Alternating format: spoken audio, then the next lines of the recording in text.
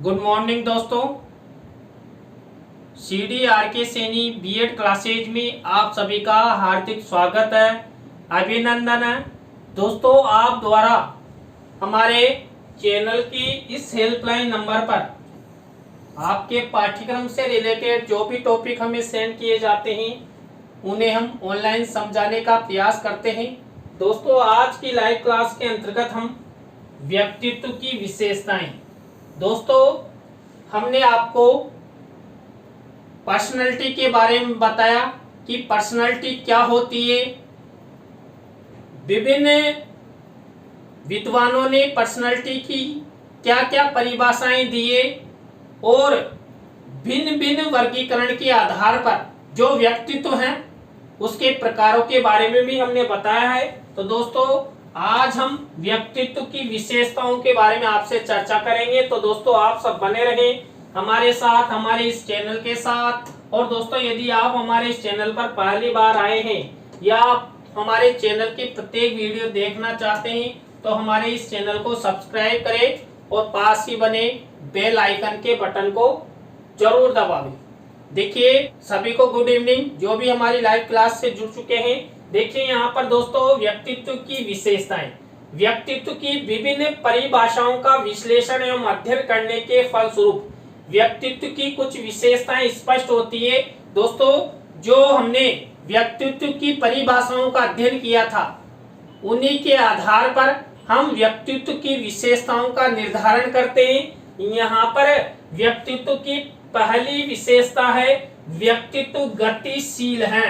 दोस्तों, यहाँ पर जो व्यक्तित्व होता है ये गतिशील होता है, क्योंकि यहाँ पर जो बालक प्रारंभिक अवस्था में अच्छे व्यक्तित्व वाला नहीं होता, लेकिन जब वो युवावस्था में पहुंच जाता है तो वहां पर उसका व्यक्तित्व अच्छा हो जाता है। कई बार दोस्तों हम दूसरों को देखकर अपने व्यक्तित्व में परिवर्तन कर लेते हैं, तो इसलिए यहाँ पर व्यक्तित्व गतिशील होता है। दोस्तों, आप सब जानते हैं कि व्यक्तित्व का होना अति आवश्यक है। दोस्तों, कई बालक बालिका, कई व्यक्ति ऐसे होते हैं जो दूसरों को देखकर आंतरिक और बाह्य रूप से अपने व्यक्तित्व में परिवर्तन कर लेते हैं, अर्थात वो खुद परिवर्तित हो जाते हैं। इसी तरह दोस्तों, यहाँ पर व्यक्तित्व की दूसरी विशेषता है व्यक्तित्व आत्मचेतना है। दोस्तों, यहाँ पर यदि हम व्यक्तित्व को आंतरिक रूप से देखें, यानी कि कई व्यक्ति ऐसे होते हैं जिनमें आंतरिक व्यक्तित्व के गुण पाए जाते हैं। वो आत्म केंद्रित होते हैं, आत्मचिंतन वाले होते हैं और वो अपने गुस्से को अपने आप में रखते हैं, यानी ज्यादा बातचीत नहीं करते, मितभाषी होते हैं और एकल जीवन जीने के पक्षधर होते हैं। इसलिए यहाँ पर दोस्तों व्यक्तित्व जो अंतर्मुखी बहिर्मुखी है उसी के आधार पर यहाँ पर व्यक्तित्व को आत्मचेतना माना गया है। इसी तरह थर्ड नंबर की विशेषता है व्यक्तित्व अपूर्व या अनुपम या विशिष्ट होते हैं। दोस्तों, बिल्कुल सही है कि जो व्यक्तित्व होते हैं ये अपूर्व होते हैं, अनुपम होते हैं या विशिष्ट होते हैं। दोस्तों, आपने देखा होगा, आपने फिल्मी कलाकारों को देखा है या कई ऐसे विद्वानों को देखा है। विद्वान तो बाहरी रूप से दिखावा नहीं करते हैं, वो आंतरिक रूप से अच्छे व्यक्तित्व वाले होते हैं, लेकिन जो हमारे फिल्मी कलाकार होते हैं ये बाहरी रूप से मुखौटा पहनते हैं और अच्छे बनने का ढंग करते हैं। क्यों? क्योंकि उन्हें अभिनय करना होता है और वो पात्र के अनुसार अच्छा बनने का प्रयास करते हैं। तो यहाँ पर जो व्यक्तित्व है, इसलिए ये व्यक्तित्व विशिष्ट माना गया है।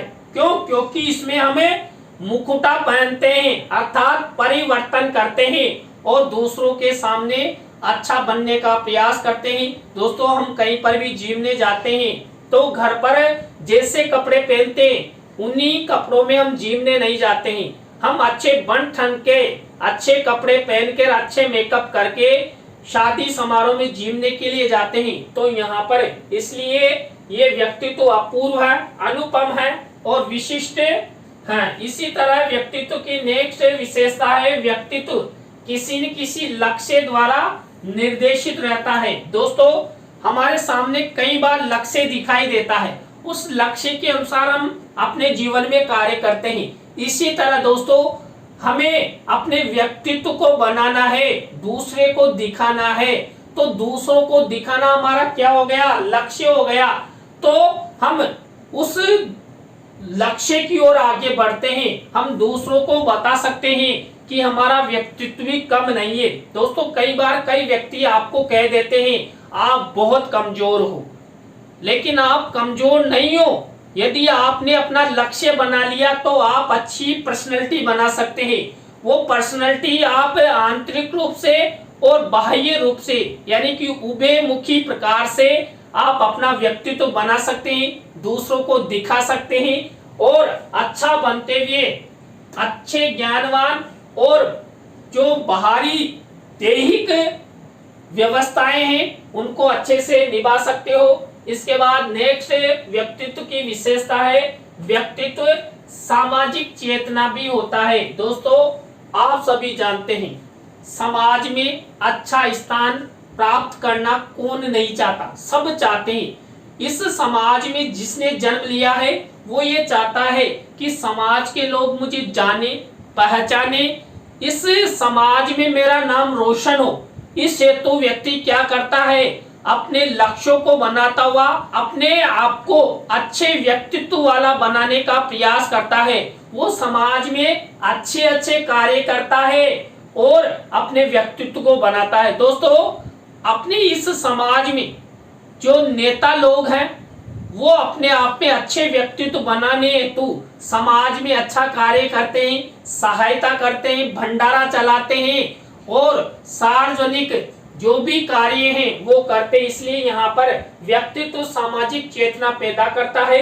इसी तरह दोस्तों, व्यक्तित्व और समायोजन का आपस में गहरा संबंध होता है। दोस्तों, जो व्यक्तित्व होता है और समायोजन होता है इसका आपस में संबंध होता है।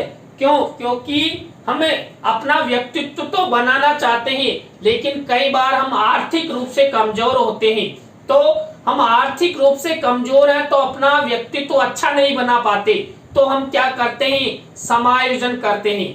देखिए, कई बार हम कई ऐसे स्थानों पर जाते हैं जहां पर हम अच्छे कपड़े पहनकर नहीं जा सकते, तो वहां पर हम समायोजन करते हैं। इसलिए यहाँ पर जो व्यक्तित्व है और समायोजन है इसमें आपस में गहरा संबंध माना गया है। इसी तरह नेक्स्ट विशेषता है व्यक्ति के व्यवहार में निरंतरता का होना ही अच्छे व्यक्तित्व का संकेत है। दोस्तों, जब बालक का जन्म होता है तो वो बाहरी रूप से अच्छे व्यक्तित्व वाला होता है। मान लीजिए कई बालक अच्छे गोरे चिकने हष्ट पुष्ट जन्म लेते हैं तो दिखने से ही अच्छे लगते हैं। कई बालक ऐसे जन्म लेते हैं जो दक्षिणी अफ्रीका जैसे लगते हैं, तो वहां पर बालक के जन्म से ही व्यक्तित्व प्रारंभ हो जाता है और ये व्यक्तित्व निरंतर चलता रहता है। जब बालक की बाल्यावस्था आती है और बाल्यावस्था से जब किशोर अवस्था में बालक बालिका प्रवेश करते हैं तो वहां पर बालक बालिका अपना व्यक्तित्व बनाने का प्रयास करते हैं। क्यों? क्योंकि किशोर अवस्था में लड़का लड़की के प्रति, लड़की लड़के के प्रति आकर्षित होते हैं, तो एक दूसरे को दिखाने के लिए अच्छे कपड़े पहनते हैं और बाहरी दिखावा करने का प्रयास करते हैं। कई बालक ऐसे भी होते हैं जो किशोर अवस्था में अपना नाम रोशन करने का प्रयास भी करते हैं, यानी कि उभयमुखी प्रकार के होते हैं। तो यहाँ पर हर क्षेत्र में जो व्यक्तित्व है ये निरंतरता के आधार पर चलता रहता है और ये जीवन भर चलता है। क्योंकि कई बार आपने देखा है कई वृद्धावस्था में महिला पुरुष भी अपने व्यक्तित्व को अच्छा बनाने का प्रयास करते हैं। इसी तरह यहाँ पर व्यक्तित्व की नेक्स्ट विशेषता है व्यक्तित्व में दृढ़ता की विशेषता होती है। दोस्तों, हमें अच्छे व्यक्तित्व बनाने हेतु कोई सा भी कार्य करते हैं या हम अच्छे कपड़े पहनते हैं या एक विशेष क्षेत्र में विशेष गुण हासिल करते हैं, तो वो विशेष गुण या बाहरी पर्सनैलिटी दृढ़ता को प्राप्त होती है। यदि एक बार हमने अच्छे रहना सीख लिया तो हम आने वाले फ्यूचर में भी अच्छे रहेंगे।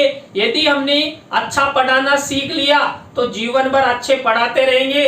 हम अच्छे डॉक्टर बन गए तो जीवन भर दूसरों को यानी कि रोगियों को देखते रहेंगे और पैसा कमाते रहेंगे। तो यहाँ पर जो व्यक्तित्व है इसमें दृढ़ता होती है। इसके बाद लचीलापन तथा समायोजन व्यक्तित्व के महत्वपूर्ण तत्व माने गए। दोस्तों जो व्यक्तित्व होता है इस व्यक्तित्व में लचीलापन भी होता है और समायोजन भी होता है। दोस्तों यहाँ पर कई बार कई बालक बालिका चाहे उनके माता पिता कितना ही कह ले कि अच्छे कपड़े पहनो, अच्छे से रहो, अच्छे से बातचीत करो, अच्छे से पढ़ो, लेकिन बालक बालिका हाँ इधर सुनते हैं और इधर से निकाल देते हैं। तो वहां पर व्यक्तित्व में लचीलापन दिखाई देता है।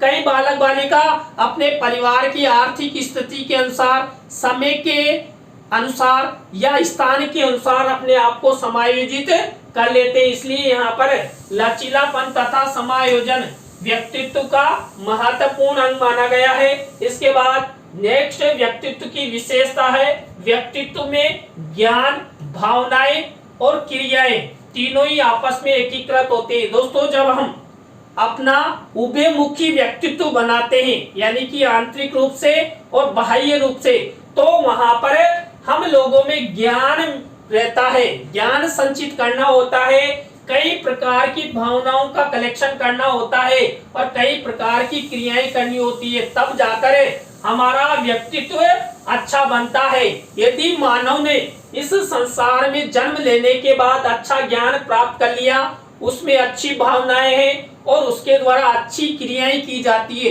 तो उस व्यक्ति का उभयमुखी व्यक्तित्व माना जाता है और वो अपने जीवन के जो लक्ष्य हैं, सपने हैं, उनको शीघ्र ही हासिल कर लेता है। इसी तरह दोस्तों व्यक्तित्व में मन और शरीर घनिष्ठ रूप से संगठित होते हैं। दोस्तों यहाँ पर मन से तात्पर्य लिया जाता है आंतरिक गुणों से युक्त, कि उस बालक बालिका में आंतरिक गुण कैसे हैं, वो दूसरों की सहायता कैसे करता है, दूसरों के प्रति उसके कैसे दृष्टिकोण है और आवश्यकता पड़ने पर वो कैसा सहयोग करता है। और शरीर, देखिए शरीर से रिलेटेड यानी कि बाहरी रूप से हम अच्छे कपड़े पहनते हैं और चेहरे पर 5 रुपए की फेयर लवली लगाते हैं और 5 रुपए की फेयर लवली द्वारा हमारा जो मुखौटा है, फेस है, वो अच्छा बन जाता है।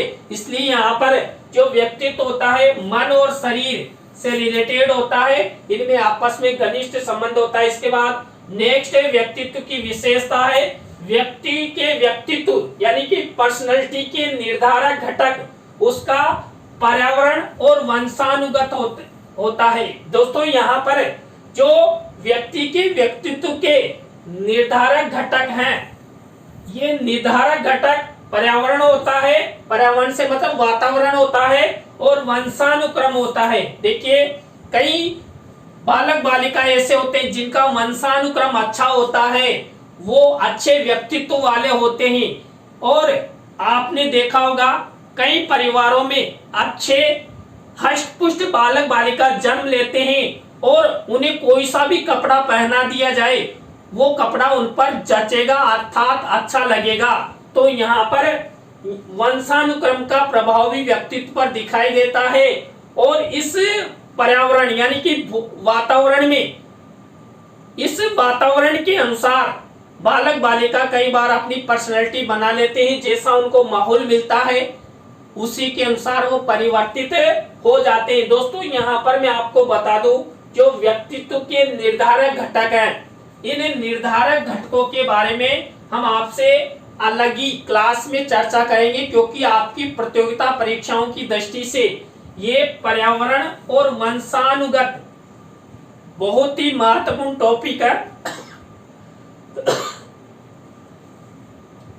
बहुत ही महत्वपूर्ण टॉपिक है, इसलिए हम इसे अलग ही क्लास में आपको समझाएंगे। इसके बाद नेक्स्ट व्यक्तित्व की विशेषता है व्यक्तित्व स्वचालित होता है। दोस्तों यहाँ पर व्यक्तित्व स्वचालित होता है, कोई चलाता नहीं है। मैंने अभी आपको बताया ना, कई माता पिता चाहते हैं कि मेरे बालक बालिका अच्छे बने, अच्छे व्यक्तित्व वाले बने, अच्छे गुणवान बने, लेकिन बालक बालिकाओं में कोई सुधार ही नहीं आता है। यदि बालक बालिका अच्छा व्यक्तित्व बनाएंगे तो अपने आप से बनाएंगे। देखिए, जब बालक बड़ा होता है यानी बाल्यावस्था में आता है या किशोर अवस्था में आता है या युवा अवस्था में आता है, उस समय बालक में स्वतः ही संज्ञान उपस्थित होता है और वो क्या करता है, अच्छे अच्छे कपड़े पहनता है, नियमित नहाता है। कई बालक तो ऐसे होते हैं जो 10-10 दिन में नहाते हैं। और देखिए, मैंने कई बालकों को देखा है जिनकी मम्मियां जो नहाते नहीं है ना डेली, उन बालक बालिकाओं का जो पत्थर होता है उससे मेल रगड़ते रहते हैं, बच्चे चिल्लाते रहते हैं। तो ऐसी पर्सनैलिटी नहीं चाहिए। देखिए दोस्तों, मैं आपको बता दूं, इसलिए यहाँ पर जो व्यक्तित्व है ये स्वयं के संज्ञान से बनता है, स्वतः ही चलता है। जो भी वातावरण में उसे दिखाई देता है उसके अनुसार बालक बालिका उसको ग्रहण कर लेते हैं और उस वातावरण में जो उसे दिखाई दिया है वो अपने आप में धारण करते हुए अपने आप में परिवर्तन करने का प्रयास करता है।